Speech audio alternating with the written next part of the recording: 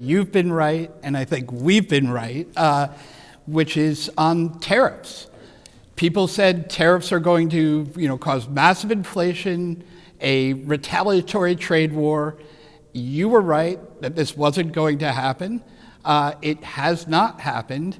Instead, we have low inflation, and instead of a trade war, you've been all around the world cutting deals. How did you get it right, and has anybody apologized to you for doubting you? Well, no one ever apologizes, but let's look. I think you all may have written about it.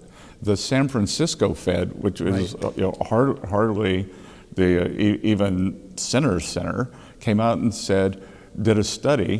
150 years of the trade data shows that tariffs make inflation go down and makes economic growth go down.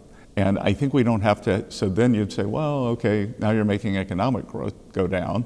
And you'd say, well, what's different this time is we're getting all the tariff revenues in, right, and we're doing these trade deals and companies are reshoring.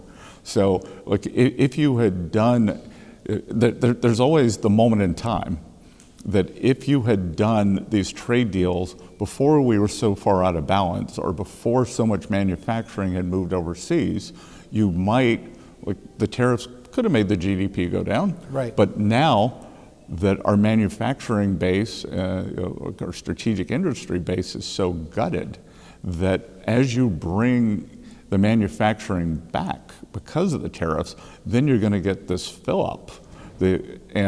I've always said, and looks like the Supreme Court agrees with me, that tariffs should be a melting ice cube.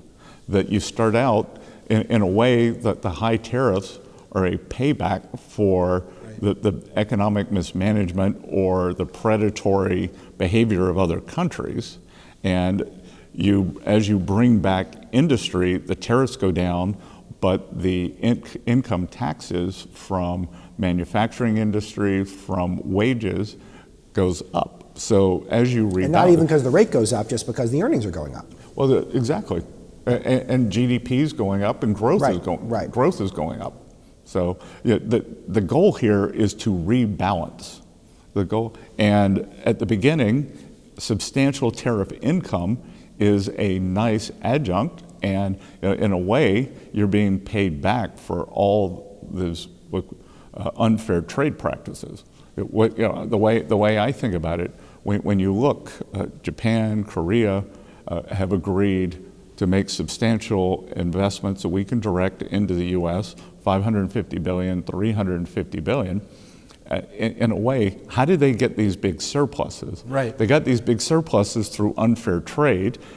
They could have either sovereign wealth funds or big central bank balances, and in a way, we're just repatriating those back to the U.S.